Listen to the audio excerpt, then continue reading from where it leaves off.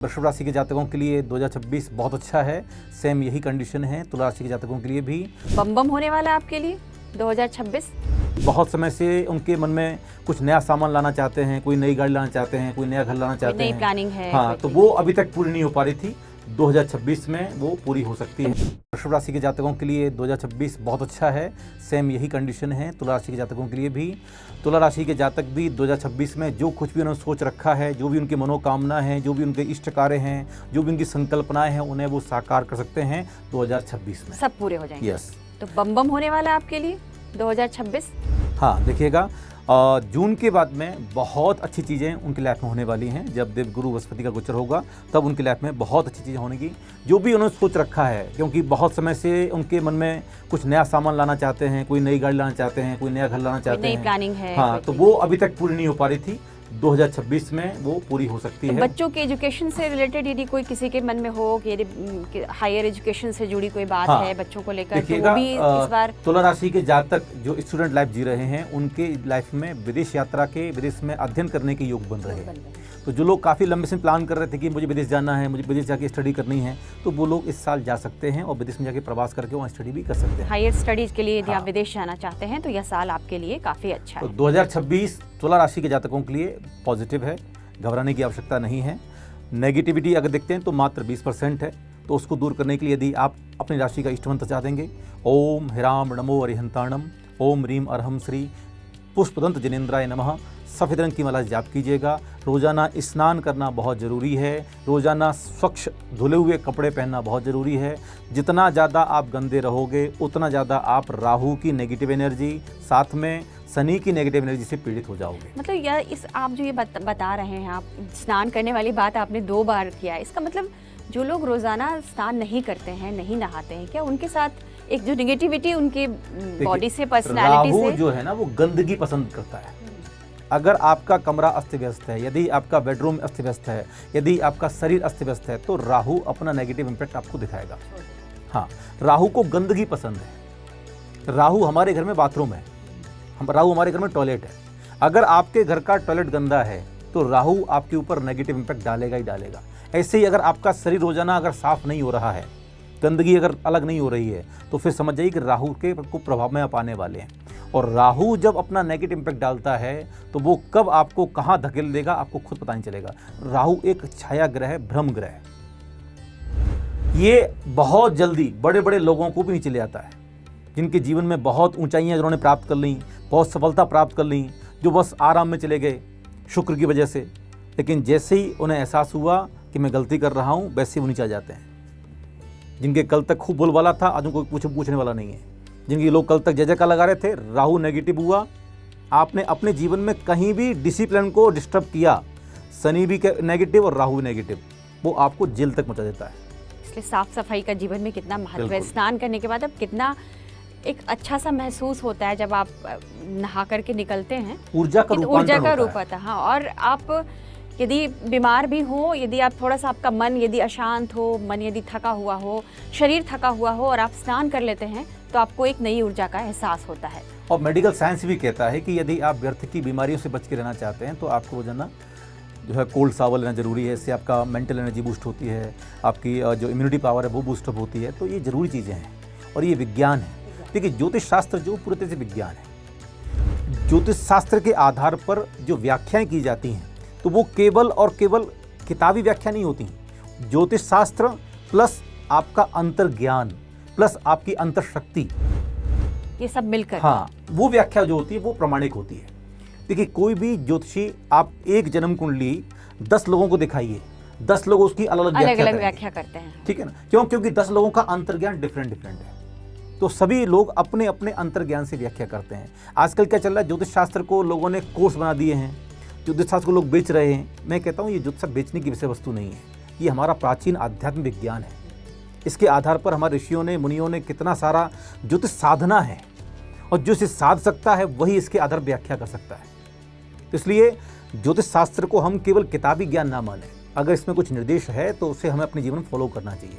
इसलिए मैं जो राशियों की व्याख्या कर रहा हूँ, जिसमें तुला राशि के लिए कहा, वृषभ राशि के लिए कहा, तो ये केवल तुला राशि के लिए या वृषभ राशि के लिए नहीं है, सभी राशि के जातकों को रोजाना स्नान करना जरूरी है। अगर आप रोजाना स्नान ध्यान पूजा पाठ नहीं कर रहे हैं तो आप फिर नेगेटिविटी की तरफ बढ़ रहे हैं। आपका ऑरा सिक्योर होता है, आप बुरी नज़र से, बुरी छायाओं से, बुरी नेगेटिव एंटिटी से आप बचते हैं जब आप रोजाना पूजा पाठ करते हैं, और ये साइंटिफिक रूप से प्रूव हो चुका है। दिल्ली के राम मनोहर लोहिया हॉस्पिटल में गायत्री मंत्र का प्रयोग हुआ। उन्होंने पूरा मेडिकल रिसर्च इस पर दिया हुआ है कि मंत्रों का कैसे प्रभाव डलता है, और आज इस पर वैज्ञानिक प्रमाणित कर रहे हैं कि जो बात हम सोचते हैं, जो बात हम बार बार सोचते हैं, वो बातें हमारे जीवन में फलीभूत होना शुरू हो जाती हैं। मैनिफेस्टेशन देख लीजिएगा आप, अफर्मेशन देख लीजिएगा आप, ग्रेटिट्यूड देख लीजिए, सब इसी के प्रमाण हैं। तो हम इस राशि के लिए मंत्र है कोई? हाँ, तो तुला राशि के जातकों के लिए ओम ह्राम नमो रिहंताणम श्वेत रंग की माला से जाप करें। रोजाना स्नान ध्यान जरूर कीजिएगा, ये आपके लिए बहुत आवश्यक है। सभी राशियों पर आप क्या प्रभाव देख रहे हैं नव वर्ष में? देखिएगा, 12 राशियों में मैंने कहा कि वृषभ राशि जो दूसरी राशि है, तुला राशि के जातक, मिथुन राशि के जातक, ये अपने जीवन में सफलता प्राप्त करने वाले हैं। बाकी मकर राशि, कुंभ राशि के जातकों को थोड़ी सी समस्या झेलनी पड़ेगी, और मीन राशि में भी शनि की प्रभाव चल रहा है 7.5 का, तो उनको भी थोड़ा पसंद झेलनी पड़ेगी। मेष राशियों को भी पीड़ित हैं शनि से, तो शनि थोड़ा सा कष्ट दे सकता है, संघर्ष देगा लाइफ में, तो इसलिए आपको संघर्ष से बचना नहीं है। हाँ, घबराना भी आपको नहीं आगे है। बढ़ना है। हाँ। निरंतर आप आगे बढ़ते रहेंगे, चेहरेबती सफलता की तरफ, तो निश्चित रूप से वैसे भी महाराज जी, जीवन तो संघर्ष, चुनौतियाँ, यदि अच्छा है तो थोड़ी तकलीफ भी है, थोड़ा कष्ट भी है। जीवन तो इसी का नाम है। सब कुछ अच्छा तो किसी के जीवन में नहीं हुआ है। चुनौतियाँ, संघर्ष, तो सब कुछ हमारे साथ ही चलता है। और संघर्ष के बाद जो सफलता मिलती है उसका आनंद अलग होता है। आनंद अलग होता है। जो थाली में परोस के जो सफलता मिल जाती है वो से मिलता है जैसे खैरात मिल गई हो, तो उसमें वो डोपामिन रिलीज नहीं होता, जो हमारे शरीर में जो हैप्पी हार्मोन्स है। तो जब आप कोई संघर्ष करते हैं उसके बाद जो चीज़ मिलती है तो उसका एक अलग आनंद होता है, और वो अगर हमें कोई परोस के दे दे तो वो उसका आनंद नहीं मिलेगा। हाँ, तो इसलिए आपको संघर्ष करना पड़ेगा। ये ठीक हम उससे देखें कि मैथ जब हम हल करते हल करते थे, जब एक सवाल का हल से निकल जाता था तो हम दूसरा करते, और जहाँ पर उत्तर गलत आया वहीं हम अब छोड़ देते हैं, बस बंद कर दी किताब। तो वो जो डोपामिन रिलीज होता है वो संघर्ष के बाद रिलीज होता है। तो 2026 में वैश्विक स्थिति तो सामान्य रहेंगी, प्राकृतिक आपदाएं सकती हैं। हाँ, हम जिस देश में निवास करते हैं तो भारत देश में राजनीतिक रूप से कुछ उथल पुथल हमें दिखाई पड़ रही है। कुछ विशेष परिवर्तन देश में हो सकते हैं जो देश की राजनीति को अस्थिरता की तरफ ले जा सकते हैं, या फिर देश की राजनीति को और मजबूत बना सकते हैं। तो कुछ ऐसे डिसीजन होंगे कि सत्ता परिवर्तन, या कि सत्ता में जो बड़े लोग बैठे हुए हैं वो वहां से हट करके और नए लोग वहां पर के आ सकते हैं। कई राज्यों में चुनाव होने हैं, आपका इशारा कुछ कई राज्यों की तरफ तो मैंने नहीं है? वही कहा कि अब थोड़ा सी स्थिति जो है वो देश की राजनीतिक रूप से बदलने वाली है। हम भी समझ गए हैं, दर्शक भी समझ गए होंगे कि आप क्या कहना चाहते हैं, लेकिन ये आप पर छोड़ देते हैं कि आप किस राज्य के बारे में क्या सोच रहे हैं। जी, तो मैं बहुत ज़्यादा नहीं बोलता राजनीति के ऊपर, लेकिन राजनीति में अब बहुत सारी चीज़ें बदलने वाली हैं। महिला नेताओं के लिए ये साल 2026 नववर्ष जो है, महिला राजनेताओं के लिए कैसा रहने वाला है? बहुत अच्छा रहने वाला है। जो महिलाएं अभी अपने करियर में शुभारंभ कर रही हैं या राजनीति में शुभारंभ कर रही हैं, तो उनके लिए 2026 बहुत अच्छा रहने वाला है। क्योंकि देखिए, बहुत सारी चीज़ें आपके भाग्य पे निर्धारित होती हैं। अब कोई कहे कि भाई आपके पास में एक्सपीरियंस होना चाहिए किसी सफलता प्राप्त करने के लिए, आपके पास में पूर्व अनुभव होना चाहिए। अभी आप हाल ही में देखिए, एक 25 साल की नव युवती एक राज्य से विधायिका बनी है। आप सोचिए उसके पास क्या एक्सपीरियंस है, उसके पास में कोई एक्सपीरियंस नहीं है। तो एक्सपीरियंस बहुत ज़्यादा मायने नहीं रखता। कोई कहे कि भाई बहुत ज़्यादा परिवार में कोई हो, राजनेता हो, कोई परिवार का सपोर्ट हो, तभी आप आगे बढ़ सकते हैं। तो बहुत सारे ऐसे युवा राजनेता हैं जिनका परिवार कई सालों से देश पर राज कर रहा है, उसके बावजूद वो सफल नहीं हो पा रहे हैं। तो ये भी जरूरी नहीं कि परिवार का सपोर्ट हो तभी आपका भाग्य खुलेगा। तो आप जिनकी बात कर रहे हैं उनका भविष्य क्या होने वाला है 2026 में? हाँ, तो देखिए, ऐसी जो महिलाएं नेत्री हैं वो आगे चल करके सफलता के द्वार उद्घाटित करेंगी, और कई सारे राज्यों में सत्ता अपने हाथ में भी लेने की क्षमता वो रख सकती है। कुछ जो अच्छे पद उनको मिल सकते हैं, अच्छी चुनौतियां, अच्छी जिम्मेदारी उनको मिल सकती हैं।